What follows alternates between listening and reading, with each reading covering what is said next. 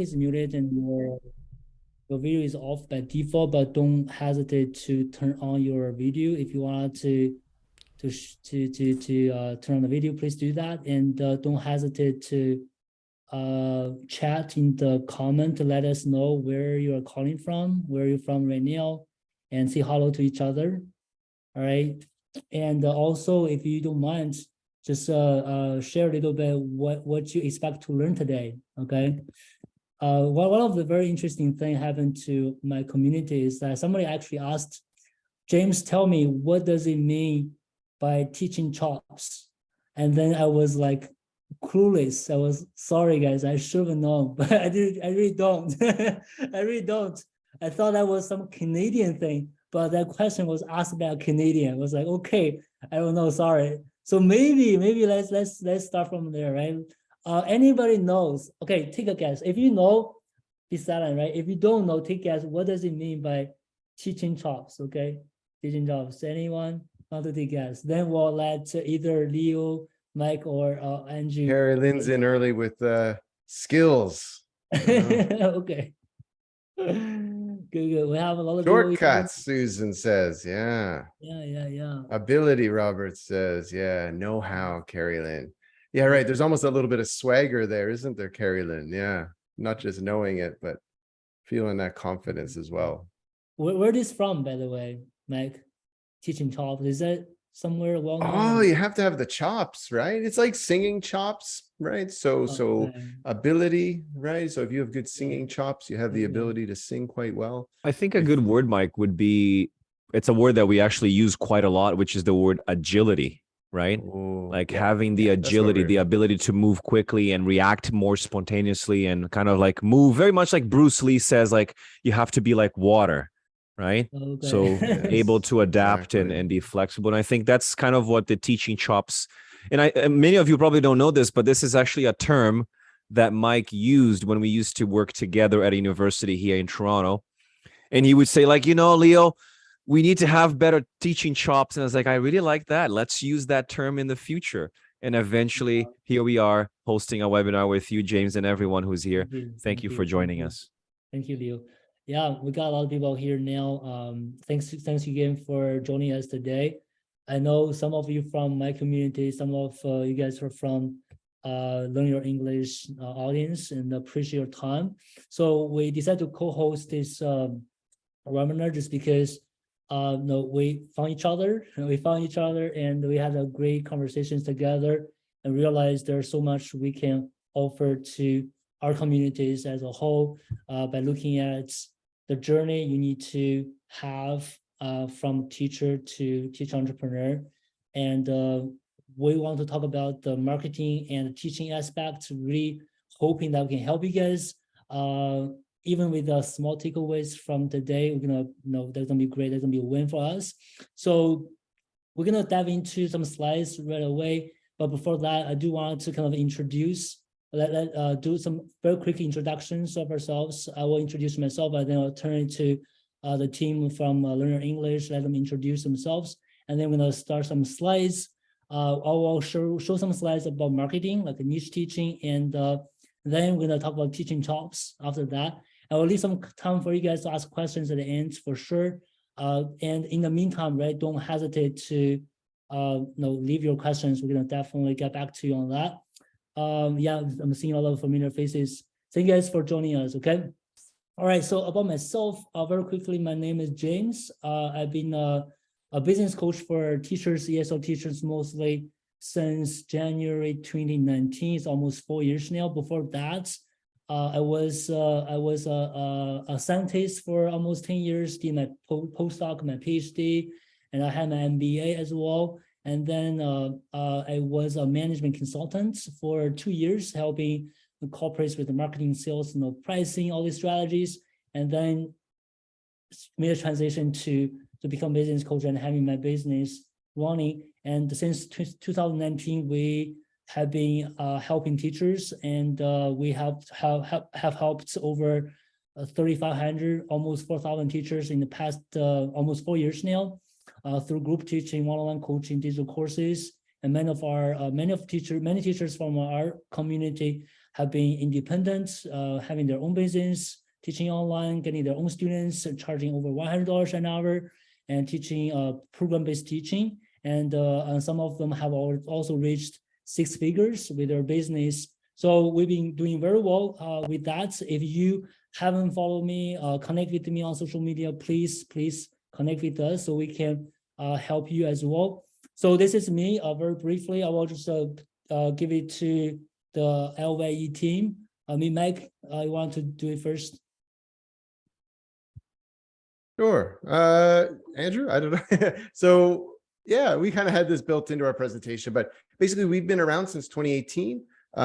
First and foremost, we started off aiming to bridge the gap between researchers and what teachers are doing in the classroom. And we found out that really there was a larger, wider community of teachers out there who were out on their own because it was in the kind of early stages of COVID-19. And we just wanted to do a much better job of facilitating their professional development while also helping them build their tutoring practices as well. So we emerged from bridges and then soon began trainers and coaches helping people build sustainable businesses through really, as Leo was saying, through building their teaching agility and using that agility to build a business that's based on not teaching students one-on-one, but rather selling assets. So using all the resources that you have to build courses around and to promote those and sell those to scale. So that's pretty much what we have done. Andrew, any comments? I think that was perfect. That was really good. Yeah, I'm Andrew. Nice to meet everyone here. If this is your first time, and I met Leo and Mike, as Mike said, in Toronto and Canada, where I live and where Leo lives. Mike's on the West Coast now, lucky guy with the views in the mountains and everything. At a university here in Toronto, and got along, and as Mike said, started our company, around 2018, 2019. And like most people had to do around March of 2020, kind of pivoted to an online model, and we left that job and started doing this and working with teachers in the way that we do now. So great to have you with us. Great to talk about chops a little bit later as well. Leo, I don't know if you want to chime in with one more. No, I'm going to be telling a story later, so I'll save it for later. But it's good to see you all. So awesome, yeah. All right, guys. Okay, so probably you guys feel like, okay, James and LYE, you guys doing something similar. I mean, that was my impression at first as well when I found out learning English. I guess that's how we market our business. Because the end goal for independent teachers, for teacher entrepreneurs, is to get students and build their online business.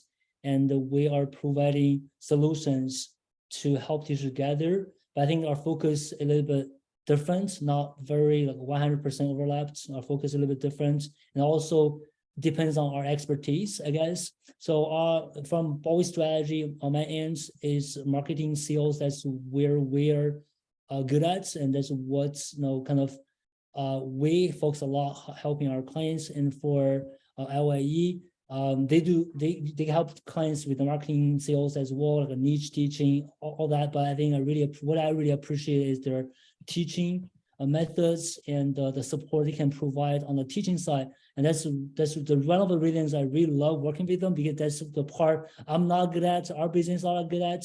So for everyone from my community, definitely follow them to see if there's anything they can help you guys with. Okay, so with no further ado, I will just quickly share some slides with you guys, right? So I put together some slides. If you are from my community, probably not much like this new to you, but kind of a good reminder for you guys to think about. I hope I can leave enough time for you guys, LYE, to share slides from your end.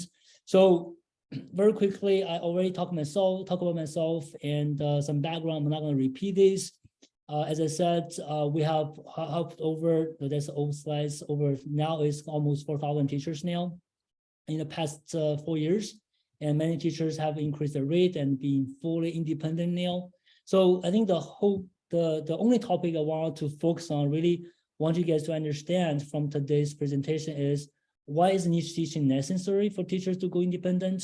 So there are many ways of having your online teaching business, okay? But to me, the best way or even like the most effective way right now to have a successful online teaching business is to do niche teaching. So I really want to explain this so you understand, okay, if you are not doing niche teaching, you should definitely consider it. If you are doing niche teaching, you have more confidence because this is really the best approach right now to have an online teaching business, okay?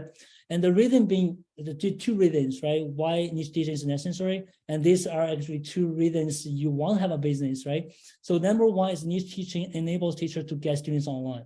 And number two is niche teaching enables teachers to charge a higher rates. So I want to break it down and tell you why. But before that, very quickly, so we are on the same page. What is general teaching? What is niche teaching? So general teaching is kind of very straightforward, right? General teaching is where you offer a wide range of services. That's a lot of teachers, before they came to us, that's what they do. They offer a lot of different things: conversational English, business English, accent reduction, exam preparation, basically everything their students come to them, want to work on, they will offer that. That's general teaching, become a general teacher. On the other hand, niche teaching really focuses on a very specific group of people and with similar problems when it comes to English. If you're an English teacher, right, and your service aim to solve this with the students. For example, in our community, we have teachers helping software engineers with their communication. We have teachers helping lawyers with their presentation. We have people helping like doctors with their accent reduction. They're helping a lot of Indian doctors or doctors from countries where their accent is really heavy, right? We have a lot of, so this is kind of what we do with the niche teaching. You have a help a particular group of people with a specific problem. That's niche teaching. So then now you understand what niche teaching is. So why niche teaching enables teachers to get students online. So this is, I think, the very simple thing to understand because we're online all the time, right? So think about this. If you are on Facebook, on any of the social media platform, then you see somebody posting, hey, I help you with your English. Would you really pay attention to it anymore? When you see so many people just doing the same thing, oh, I can help you with your English, I can help you become more fluent, right? If you go on Facebook, these Facebook groups, I mean, that lost efficiency when everybody is doing the same thing. So the marketing efficiency is really low. But with the niche teaching, it allows you to offer very targeted marketing. You are marketing your business to a particular group with specific things. Think about a software engineer, right? A software engineer looking at Facebook, going through all these ads, teaching English, boom, somebody says, hey, are you a software engineer? Do you want that job promotion you can't have just because your English is not very fluent or you're not confident in getting that job? What does that sound to you like if you're a software engineer, right? So that gets your attention. And that is what we call targeted marketing. And you can't do it if you are a general teacher, you offer everything, but you can do it when you're a niche teacher because you have a specific target and your message can be very, very targeted and specific to your niche, your students, right? So I'm not going to spend a lot of time here because it's very straightforward. I'm going to spend more time here because people don't really understand this or appreciate it. Niche teaching enables teachers to charge a higher rate, okay? So a lot of teachers come to us, which is, James, I'm getting enough students, but I'm only charging like $20, $30, but your clients are charging $100. So why? Are they like much better at teaching? Are they the best teacher? Do they have like 1,000 reviews? Why they can charge $100, $200 an hour? I was like, no. We have clients like start working with us for 3 months, 4 months, they increase their price to $70, $80, $100 an hour. And not because they are the best teachers in the world, just because they know how to position themselves, how to deliver, how to position themselves, how to market themselves so people appreciate them more. Okay, that's what I want to tell you guys. So firstly, niche teaching can differentiate you and position you as an expert. Okay, so what does it mean? Think about this, right? General practitioner and neurosurgeon. How do you look at these people? Two group doctors, right? They all doctors. They went to med school, the medical school. They are practicing. General practitioner, neurosurgeon. Okay, so when you go to the two different type of doctors, do you expect the same bills? coming from them? You don't, right? So that's the perception of the service and how people see you when you are a general English teacher for everyone or English communication coach for bankers. I'm a banker, I have a coach, that English communication coach for bankers, for me, like exclusively for me. For people like me, people see you differently. They perceive you much higher and they are willing to pay more psychologically, right? That's number one. Secondly, niche teaching can get your students better results and therefore justify a higher rate. I think this is the most I think the best eye opener I've shared with my audience so far. So if you don't know why, let me explain this, okay? So why niche teaching can actually get you students better results and justify a higher rate. So first of all, I guess a lot of teachers gonna resonate with me on this, okay? Agree with me? So teachers been like teaching all the time, and sometimes they don't really know like why students are learning, right? Do you guys actually ask your students, like you get students, right, on Camply, on all the platforms, or you get students in your classroom? Do you actually ask your students, hey, why are you here? Why are you learning English?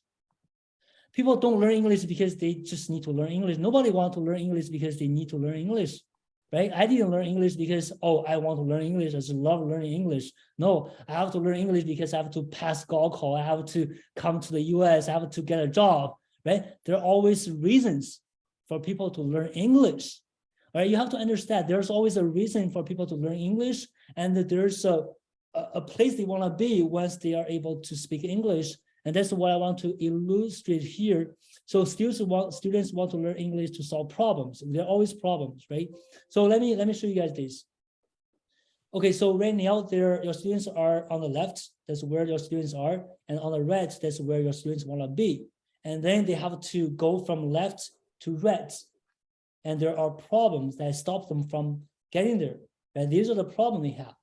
And then if they work with a general teacher who only focuses on English, I don't care about anything else. I'm here, I'm an English teacher. I will just teach you English. I couldn't care less why you are learning English or how you're gonna use the English. I'll just teach you grammar, I'll just teach you vocabulary you wanna know. And that's general teacher do. And then they only get students halfway because they don't solve the problem for the students, right? They only take students halfway. Okay, I'm gonna teach you English, then go fix the problem yourself, implement it. And you know what? Most of the time, students fail in implementing. They learn English, they don't know how to solve their problem. They still can't get to where they want to be. And that's what happens. General teacher only gets students halfway through and they get paid less than half. But with the niche teachers focus on problems. They don't teach English. They understand why you are learning English. I'm a communication coach for bankers. You're learning English because you want to communicate better. You want to do small talk. You want to be able to have meetings, connect meetings, deliver presentations with your team. That's how you learn. That's why you want to learn English and improve your English. I'm focusing on the problems and I will get you there. Right? Niche teachers focus on problem and they will deliver the results at the end. And this is why niche teachers take the students all the way to the end, to where they want to be. A general teacher only take them halfway through. And that's why niche teachers get paid more, because you deliver better results, your students get better results, and in return, you get better paid. Okay. So this is why niche teaching enables students to charge a higher rate. Okay. And then that summarizes why niche teaching is necessary for online teaching entrepreneurs.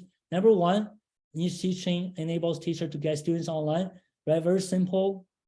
Because when you are doing niche teaching, you can deliver more targeted marketing that will get your students' attention, that allows you to get students online. Number two, niche teaching enables teachers to charge a higher rate because psychologically you position yourself as experts. You position yourself as something that specializes in helping this particular group of people. They perceive you better, and also you deliver better results to your students because you can get them to the end results. So I want to pause here, guys. I know I was pretty fast. Just wanted to give the LYE team enough time to go through their slides. So if you have any questions, right, don't hesitate to leave in the comments. I will definitely get back to you. I hope I really made it to the point. I made the points here. Okay, you guys understand. So I want to stop here. And we have some time left. Yes, all good. Very simple concept. Once you guys understand why niche teaching is necessary now. Okay. All right. If you have questions, leave in the comment. I will get back to you. Now I'll just pass it to the LYE team. I'll let them share their slides with you guys. Perfect. Thanks, James. Awesome. We will give me a second here to get ours up here. Beautiful. All right. Yeah, there we go. And yeah, James, thanks again. And to echo what James said off the top, basically, yeah, we came together recently and discovered that we complement what we do very, very well. And there's always strengths and weaknesses in what anybody does. And we realized that our strengths maybe complement some of his weaknesses, and his strengths complement definitely our weaknesses. So we're happy to be here and share the stage today. Again, not to repeat too much because I know we're tight for time, but we went through this at the beginning. We are, Mike, Leo, and myself, learn your English, and we started roughly around 2016, but I think we would all agree that really in 2018 is when we really kind of kicked off and did this with more power. And then 2020 really took off when we pivoted to be online, and we really wanted to help teachers either go freelance and build a course, or who are already in the freelancing world, selling their calendar time and things like this to kind of have a scaffolded approach to helping students in a systematic way that includes their time, but isn't the only thing that it includes. So that's kind of the mission of what we do. And maybe the collocation of today's session is teaching shops. And this kind of graph represents what we mean by that. Our philosophy to teaching and learning, and to, as an extension, course construction, really comprises three areas that we try our best to blend together. And as Mike said off the top, that was really the impetus for starting our company. Was we wanted, or we noticed at least here in Canada, a gap with teachers, using second language acquisition research. How does it apply to classroom? A lot of it does not. So how do we filter what is applicable, what isn't applicable, and use that into our classroom teaching or our online teaching or our program teaching or whatever the case is? And in this graph here, we see the theory, we see the research, and we see the personal practical knowledge that we as teachers have, and helping us and helping teachers to use that to help their own students the best way possible, using, or grounding the decisions that you make in your classroom, in your programs, in your courses, knowing or being confident that it is grounded in what the research is suggesting about how languages are actually learned. And for us here, we have some resources for everyone. We have a podcast that we release every month with interviews with second language researchers on second language acquisition topics. And then we have a free newsletter every week as well that we send out with a practical tip to use in your teaching, in your courses right away. And the links are there on the screen. And when Mike takes over, I'll put these links into the chat box as well. And that leads us to what we call for this session, at least our segment of it, is tapping into your potential. And I guess that means it's story time. And Leo is here to tell us. Yeah, it's funny. Yeah, thank you, Andrew. It's funny because I was listening to what James was saying, and I couldn't help but think how connected the story that I'm about to share with you is with everything that James said. This whole idea of niche teaching and, having an expert come and help you with a problem. And I think the story that I'm about to tell you, so I'm going to activate a little bit of your prior knowledge here by saying that this is a story that clearly illustrates the point of being an expert at something, or knowing that sometimes the expert will give a very simple fix to a complex problem. And a lot of teachers ask us like, oh, Leo, but like if I'm helping a customer with a problem and they call me the expert to fix it, and then I fix the problem in a very simple manner, perhaps turning a valve or something, and the customer might think, oh, but this is like a very simple fix to a complex problem. So the story that I'm about to tell you kind of reflects that, because a lot of clients, they like to buy process. It's like they think that they are not getting their money's worth because you solve their problem sometimes a bit too fast, maybe in 8 weeks, maybe in one session, you're able to identify their problem. But how can it be that you talk to someone and it's done in a second? But it is done in a second. It is done in a second in 34 years. It is done in a second in every experience, every book, and everything in my life that's in my head. So that reminded me of the story that I'm about to tell you, because it goes very much like this. A giant ship engine failed, and the ship's owners, they tried one expert after another, but none of these experts could really figure out how to fix the engine. Then they brought in this really old man who had been fixing ships since he was a very, very young boy. And he carried this very large bag full of tools with him. And when he arrived, he immediately went to work. He knew exactly what to do. So he inspected the engine very carefully, top to bottom.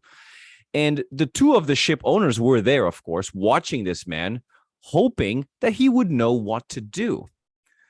After looking things over, the old man reached into his bag and he pulled out a very, very small, tiny hammer. And he gently tapped something. And then instantly, the engine lurched into life. And then he carefully put his hammer, his tiny baby hammer, away, and the engine was fixed. A week later, the owners received a bill, like an invoice. Well, back in the day, it was a bill from the old man for $10,000. And the owners were like, what? This guy hardly did anything. So they wrote a complaint letter to the old man saying, please send us an itemized bill. And the old man sent a bill that read, tapping with a hammer, $2. Knowing where to tap, $9,998.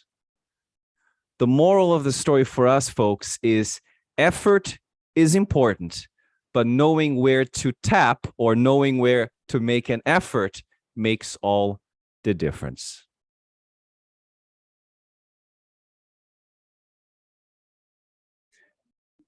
And really, with that in mind, I'll share 3 different case studies, because I think really this audience is quite diverse.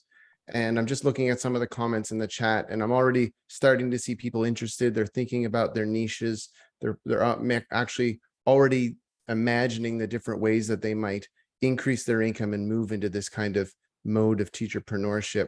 But once we're there, I find that we hear in our strategy sessions, when we're approached by teachers, we hear that we have these teachers with their programs. They have, as Andrew said, they probably have established networks of students already working with them. But the feedback that they're getting from their students, both direct and kind of indirect, is that they don't seem to be getting enough out of the program. Or there's this kind of imposter syndrome that they're feeling, that their students are not maybe improving fast enough, or perhaps the students themselves are saying that they aren't getting out of the program what they originally envisioned. And really knowing how to tap, and what we do with our program is that we actually try and help teachers get over this imposter syndrome. We help them deal with real world situations and challenges, like explaining different aspects of language, dealing, as James said, dealing with language in the way that the students need for their lives. And then also doing it in a way that promotes recursion, right? That gives the students ample opportunities to go back and re-practice what they learned. So how do we get around this, right? What's a one-way systemized approach? Well, basically it comes down to creating a system. So what we do is we work with teachers like Jessica here, who actually came to us with a massive following, with a program that was quite successful. But we needed to make it a little bit more cohesive and coherent so that the students could feel they were maximizing their experience, right? So what we do is we work with teachers, and we actually give them tools and strategies so that they can explain different aspects of grammar, so that they can take on that role as the experienced expert. We do this in a way that uses responsive pedagogy. So there are a lot of teachers out there who are using textbooks. Now, if you're using a textbook, it's quite challenging to personalize those materials for a student. So the way we coach our teachers in our network is we take their teaching businesses and we find ways in which they can use more responsive pedagogy in their programs. And then really, again, the goal is here to see students, to have students notice their improvement throughout. So we promote program design in a way that has this kind of built-in recursion. So you don't need to tell the students that they're improving. You don't even need to test them. As Leo said, they'll see this improvement emerge through their progression of the course. So for teachers and teacherpreneurs, the key takeaway here is, in order for you to know how to tap, you need to be more agile. And in order for you to be more agile, you have to have that expertise. So that's where we come in, and we really help teachers who just feel that they're not differentiating themselves as experts, and we help them get over that hump. Now, the second type of teacher that we kind of support is this teacher that maybe this is a problem of niche design or whatever. They feel like there's so many other competitors out there that it's really hard for them to differentiate themselves from the other 5 or 6 teachers that are teaching accent reduction. And they come to a point where they're like, my students are signing up for this first initial program, but I find they're not signing on. They're not coming back. They're not getting the add-ons that I have for them. And again, a lot of this comes down to knowing how to tap. A lot of it comes down to being able to use your teaching agility to teach in a way that responds to the student's goals, as James said earlier, without maximizing work on your end. So how do we do this? Well, the way that we do this is we help people like Maria, who needed some ways and some suggestions for approaching their teaching language business in a way that would help them curate their program to the specific needs of their niche without creating the burnout. So what do we do? Well, from a teaching perspective, we coach with something called task-based language teaching. And we really not only teach what it is and how it operates, but how you can actually build courses around it. Another framework we work with is dogme, which is this idea of using affordances of language that's all around you and guiding learning through the use of topics, tasks, and different themes that relate to what your students want to learn, or more importantly, as James said, the reason for wanting to improve. And Maria, she took our ideas and she kind of meshed them with her own, and she has a book, and she's now building a course around her own book. And also she's used these approaches with her own teaching business as well. And then finally, the other question that we get is really, again, I think this comes down to what James was saying earlier, what Andrew said earlier, is that we all want to maximize students, right? We really want to have a teaching business that's successful. And the way that we typically think of things is by, well, if I want to be successful, I need to charge more and I need to try and get as many individual students. Okay, so the problem with that is, how sustainable is that? And if you are, I saw a comment that came up in the chat, if you are teaching students who are located all over the world, how is it that you can kind of teach this niche to different groups of people in a way that's meaningful? And really what we do is we focus on moving away from selling your calendar, selling your time, and going towards a teaching business that actually focuses more on course design or asset-based design. And if Andrew, if we can just show Danny. So Danny is perhaps like many of you in the audience right now. So Danny is kind of in the process of doing this. Danny was experiencing burnout. He was trying to find a way in which to move from teaching online, like individual classes, but creating what he knew about English, but also mindfulness, to design a course around teaching English and teaching mindfulness in a way where he could scale it by not having to teach students one-on-one, but rather move to groups. Okay, so the way we do that is we coach our teachers and our members by selling results, not time.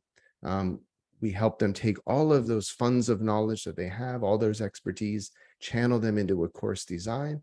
And then we give them some creative options for repurposing that course, so that when students get through their course, that there are alternatives there that they can use to come back and sign up for the next version of the course, or also expand or continue on with the course in some capacity.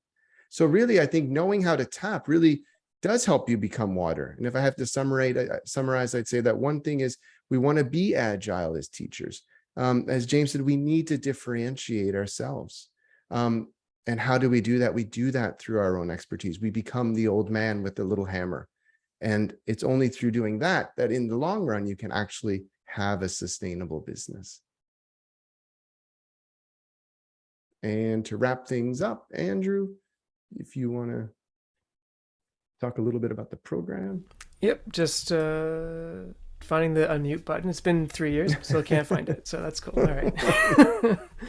And yeah, what we do, I know James is going to talk about some stuff here as well, to give the mic back to him, but we have, our program is acronymized as TAP, so know where to tap.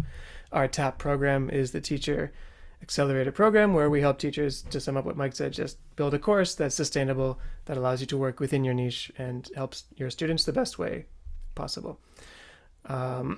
As again, focusing on pedagogy through dogme, task-based language teaching in a way that we know is conducive to learning a language, as opposed to prescribing what somebody would know. So you know your niche, you know what they need. Now, what do they need to do to accomplish the goal that they want to accomplish? And let's create some tasks as a starting point for that. The three of us, again, I think you know us by now, Andrew, Mike, Leo, we're all on LinkedIn. Feel free to reach out and connect with us over there. And we also have some free guides for everyone on our website if you're looking to check out some stuff or look for some things to use in your teaching right away. This kind of image represents 3 of those, but learnyorenglish.net is the website. It'll be included in the recording we share, obviously, tomorrow as well. But there's a dogme series that Leo did earlier this year, a whole bunch, I think, 7, 8 1-hour lives or something on Instagram. 18. 8, okay. 18. Close enough. If you're really, really into dogme, want to learn all about it, go check that out. We have a listening journal that you can download that will help you with listening lessons right away. No prep, that you can use with any student to help improve their listening skills. Don't test, teach. Listening is the tagline of that. And then an email training for, if you're at the beginning of your teaching business journey, you can check out that email course over 5 days that kind of gives you some tips on how to set it up that way.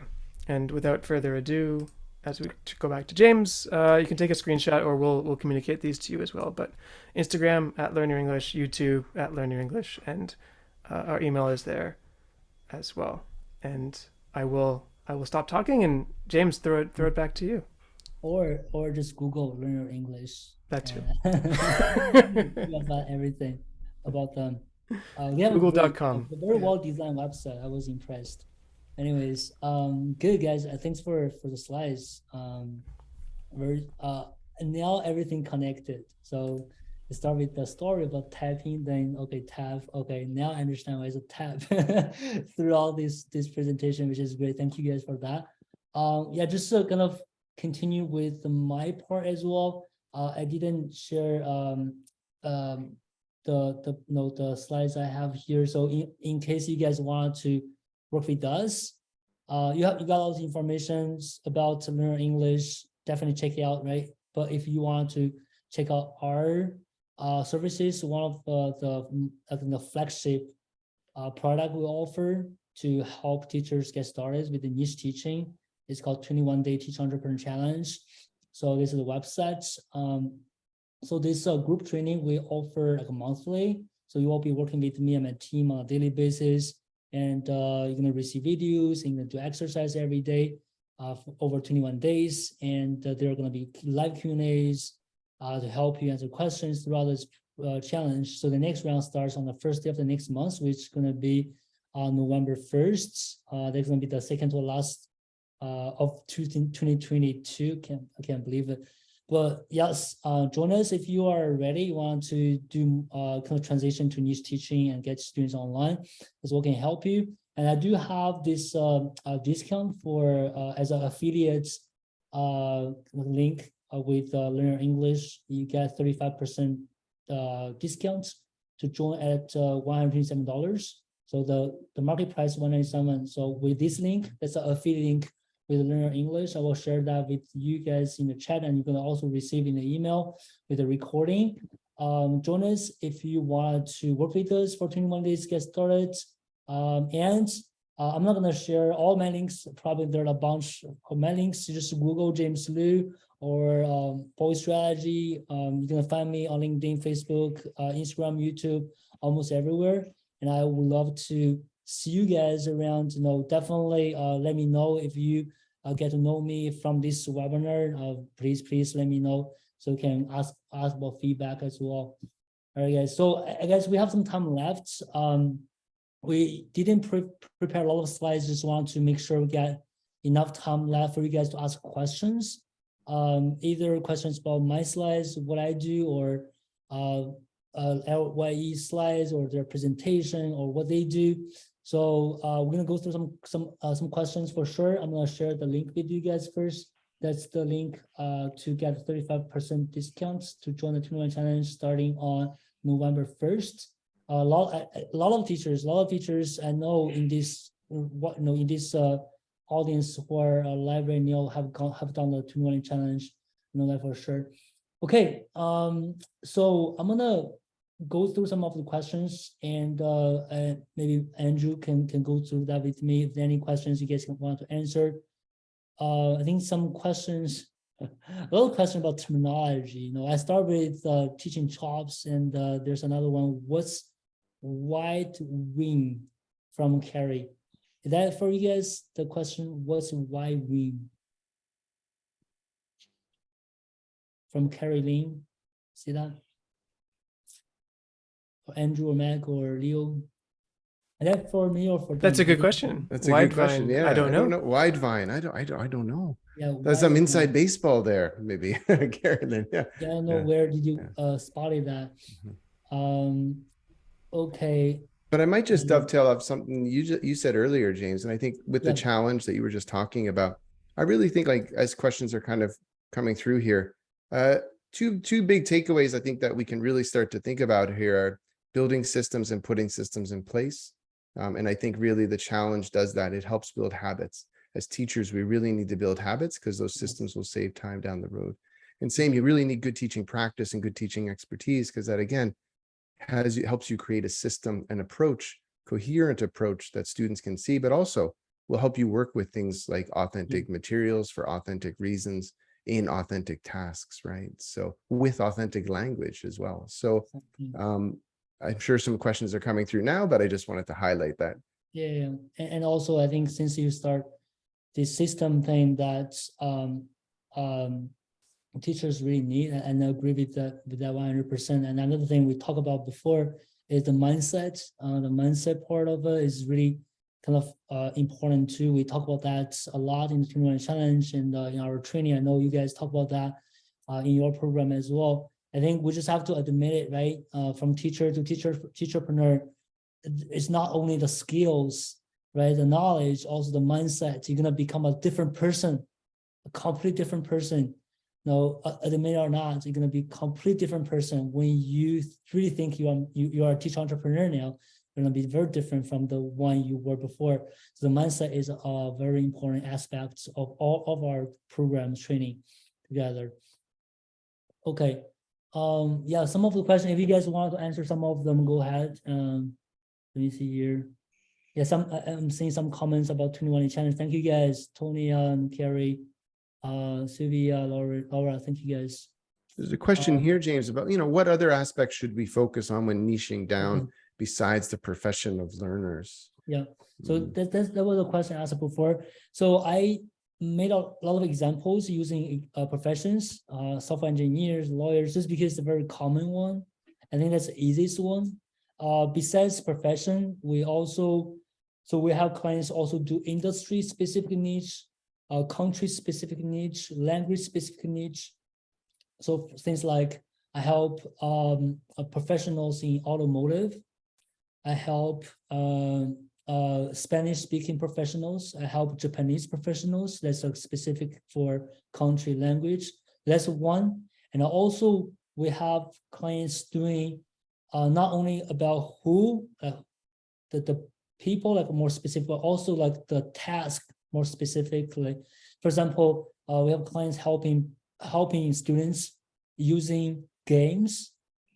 So that's a niche, like using games, like games to learn English, games, gaming. We have teachers helping students through what is it again? So like very specific philosophy. You can't believe it.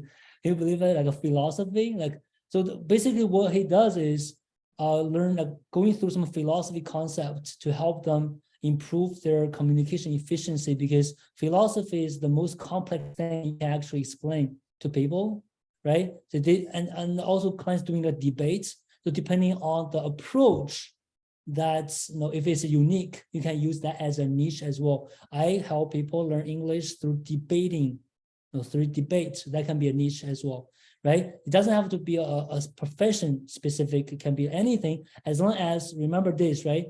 The group people you are targeting and the problem are specific. That allows you to describe it and provide solutions that can help them. That's very important. Okay. Yeah, so that's a good question. Okay. There's another one. Can I re-access the webinar? Yes. So you're here, that means you registered. So LA, you're gonna send you the recording of this video. You can watch the recording and all the links we shared during the webinar. Okay, cool. If there's any book or material to build the mindset and as a teacher, a teacherpreneur. I don't know. Do you guys know any books? Maybe we can write one, right? But I don't know any of the books. But we have a lot of videos we produced for our clients to focus on the mindset. And believe it or not, I didn't know. So when I first became a business coach for teachers, I didn't know I was supposed to help you get with their mindset. I didn't know that was supposed to be a part of my training. Until like maybe 3 months into my business, I start realizing, okay, I won't get my clients results if I don't help them fix this, right? Mm-hmm. So I started putting a lot more efforts into the mindset. We have a lot of mindset videos now in our program. But I don't know, any of you guys know any books or things? I was going to say that there's not one book, but there are a collection of many different books that will help you perhaps get better with your mindset. And it's definitely, I would say, James, it's 80% of the battle. It's your mindset when it comes to doing this. So if you adopt the right mindset and you're constantly, iterating, changing your mind and admitting that certain things are not going to work out the way you expected them to, I think that's the way to go. It's really adopting this flexibility of mind is really important if you really want to pursue this path. Yeah, absolutely. So just wanted to check with the audience, right? Any of you agree with this? Any of you feel like the mindset is 80% of the game, like really important? Tab number one. Richard thinks so. Let's see how many of you guys agree with this, right? And it's like 100% true. That's so true. Any of you agree with this? Tab number one, right? So sometimes you feel like, come on, we showed you everything, just do it. We showed you everything, just do it, right? And it's mindset. We have to address it, right? As a business coach, as coaches, we have to address that. Yeah, a lot of number ones. Somebody type number two, so that double confirming, right? Number two. There's a question here by Robert, Mike, and Andrew, and James. He says, "How can teachers reconcile a pre-designed curriculum with a responsive pedagogy?" How can teachers Oh, that's a lot of word I don't understand. Okay, to be honest. Reconcile a pre-designed curriculum with responsive. Okay, is that a question for me? Seriously? I think it's a teaching chop question. Yeah, is that a question for me? I'll let Mike answer that one. That's a hard one. Who wants to take it? I'll jump in. I would just say it depends on who designed it, right? If you're using something that somebody else designed for students that you have, that makes it a lot more difficult, right? If it's something that you designed, or someone I designed, for example, hopefully I designed it with, you know, a certain profile of student or learner in mind, and that would apply to a lot of what people would need. And then, you know, you still would customize with the person in the live lessons or in the feedback that you provide with them. So Robert, if you're you know, referring to a kind of textbook curriculum, or maybe one that's more broad that's used in institutions or schools, that's quite difficult, of course. But the recommendation that we make right off the hop is to take whatever production activity that the book would have, or that chapter has, or whatever, and do that first. So that becomes the task, right? So instead of going through the grammar and the vocabulary first, flip it around and do the task first. Meet them in the middle after the task to respond to what you heard them say, what you watched them do, help them with that language, have them do the task or that production again. That's a stopgate solution for, you know, a one-off lesson. But certainly as you design your own curriculum and design your own kind of sequences, you would have, to what James would say, that niche in mind, that person in mind, that you know what they struggle with on a general sense, or in a general sense. And then when you meet the people individually, you'll be able to learn the minor things that they need more or less attention with, and you can help them along those lines. I hope that answers the question. Yeah, I think there's a big difference between published materials and drawing on those, or pre-manufactured courses, as Andrew was describing. I mean, basically what we help teachers with is the notion of backwards design, which implies starting with what the goal of the learner is, and designing and creating a curriculum around that, which does allow for more of a responsive pedagogy. But Andrew's right. You know, if you are working with something that's already pre-factured and ready to go, then of course, switch it on its head and start with the communicative tasks. Of course, framing them in a way that is authentic for the learner, using authentic language that again allows you to draw on points that have maybe been already taught in earlier lessons and so on, to kind of get that recursion. But those are the different strategies that we typically work on with teachers. Someone asked in the chat, I did see another question come through, which is why I was kind of delayed there.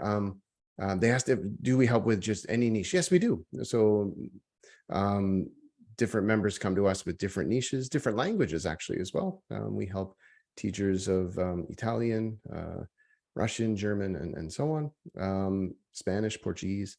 So we help all sorts of niches and all profiles of language, or all language profiles, I should say.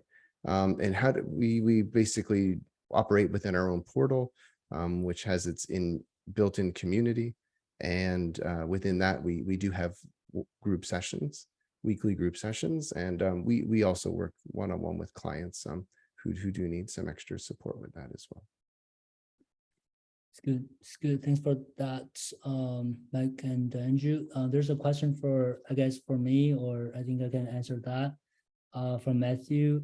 Finding clients, this is, can you help with practical proven advice about connecting with potential students? I work with all types, and my niche will be performers and public speakers. So about finding your niche, right? Finding your potential students from your niche, right? Social media is definitely the best place to do it organically, right? Organically. And then depending on the type of niche, then different social media platforms can be kind of different. Which one you're gonna use, it really depends on, depending on your niche. For example, if you are going, if your niche is profession specific niche, the ones I explained are software engineers, lawyers, even like performers. So as long as they're using titles, they can find them. Then LinkedIn is a good place, because on LinkedIn, they have advanced search function. You can search for people using their title, their industry. That's good. But if your niche is interest-based niches,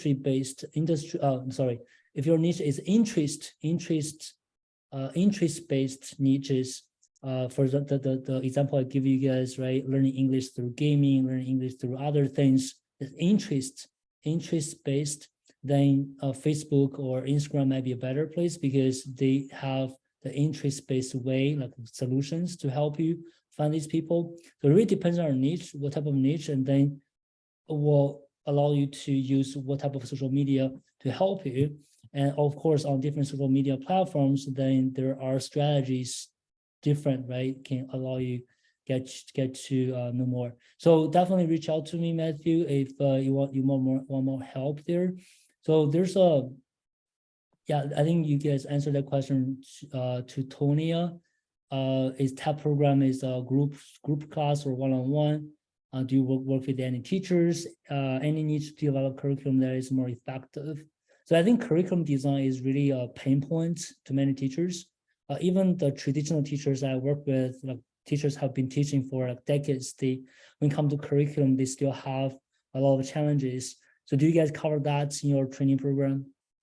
Yeah, we do. Actually, something very important that I have to mention is that we're actually going to be releasing a series.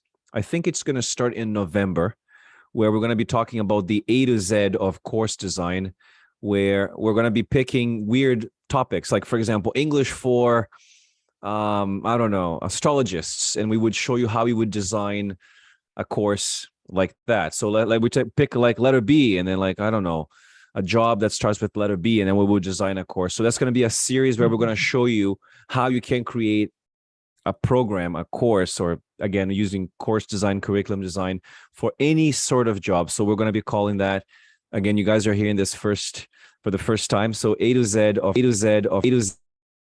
November. And yeah, so we do work with that as well. Okay, it's great. It's great. Awesome. I would say too, with knowing where to tap, it also works the other way, knowing where not to tap. So sometimes as humans, this goes back to, I guess, the mindset question, you know, when we care so much about something, we want it to be perfect. Mm-hmm. And sometimes we make simple things more complicated than they need to be. So especially at the beginning. And The best advice is keep it simple. It doesn't have to be finished or perfect. Just get some momentum. Just from momentum, we get some confidence, and from that, we can look at a bigger picture scenario. Yeah. Mike, yeah. and Believe it or not, just believe one it more or not. tap, just because I mean, Dewey said, you know, the key for all education, all learning, the key for teachers is to tap into the psychology of the learner. So this idea of using pre-manufactured courses and all of these other printed, published materials actually is never going to get you to the differentiation that James is talking about. Thank you. You'll always just be another teacher using a textbook. So if Yeah, you really right. just want to really set yourself apart, you have to know how to tap into the psychology Yeah. of your students. And then based on that, then you can design any curriculum you want for any type of student, which is what I think Leo's going for with the A to Z as well, which is super Yes. exciting. Yeah, so cool. All right, guys. I think we're on top of the hour now, and I hope you guys have learned a lot. You know, feel free to share some takeaways, feedback in the chat before we wrap this up. But I just want to thank three founders of LIE again to spend time with us today and sharing the tapping thing with us. You know, the story, the program. It's a great story. Well, yeah, the TAP and TAP is my takeaway. Okay, what does TAP stand for? Okay, the story, right? You have a story, back it up. We like to, everything that we do is based on acronyms. So our podcast is TTT, Teacher Talking Time. Our course is called TAP, Teacher Accelerator Program. So we always try to incorporate these acronyms because they make it easier for people to remember. Yeah, yeah. So that makes you guys a language teacher, right? You know what helps. I don't know if Matthew's convinced, but that's okay. Yeah. No, it's a death by Yeah. acronyms, I think is. Yeah. I just want to quickly read some takeaways, guys. So I think it's a good feedback for us to know as well.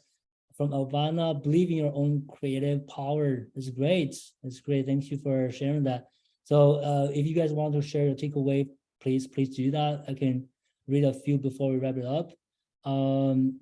Okay, so Vivian, thank you for the webinar. Florina, this has been very insightful. Thanks so much for everything. Laura, great additional resources. Thank you, James and LYE. Luis, sounds very interesting. A to Z. Yeah, definitely follow LYE about their podcasts. I can't wait to listen. Maybe I'll send somebody on my team to listen to podcasts. I'm not into the curriculum design at all. Okay, Daniel, know where to tap and where not to. Great takeaway. I remember that too. Carolina, thank you guys for the wisdom and encouragement. Great. Thank you guys for sharing that. And this is all from me. I don't know, you guys have any last wisdom to share with the audience before we wrap it up? Since we talked about mindset, and I think I don't remember who left this comment here, but somebody said that like, oh, I own a business or I run two different businesses and mindset is everything. It's funny because we did a Q&A call today. Every Tuesday we do a Q&A call with a lot of the members of the TAP. And one of the things we talked about today was this idea of mindset and how, because they asked me the same question, oh, Leo, how do you work on your mindset? I said, I have these little mental tricks, mental models that I use, simple mindset shifts, things very simple, like very simple things by like, for example, instead of saying I'm not hurt, you could say I'm healing. Instead of saying I'm not losing, I say to myself, I'm learning. Instead of saying I was rejected, I try to think that I was redirected. Because whether you like it or not, negative things will happen in your life, but negative mindsets make everything much harder. So that I think that's a good way for us to wrap this up. Yeah, absolutely. And Just very quick on top of that, because that reminds me of the very powerful message I read from Tony Robinson. So from Tony is like, never say no, always think about what if, right? What if, right? You feel like, oh, I can't do this, I can do that. But what if you can, right? So still part of a mindset, but thank you guys again for staying with us, and thank you guys. thanks for having us. Thank you, James. This was a pleasure. To host this with me, and we're gonna share a recording with you. And follow us. Let us be part of your journey, your success. We really want to help you guys to succeed in your teacher entrepreneur journey, become a successful teacher entrepreneur in the future. With that being said, thank you guys for being here today. That's it. Thanks, guys. Thank you, James. Recording tomorrow. We'll get it tomorrow. Bye, guys. Take care. Have a great day. Thank you, guys. Thank you, everyone.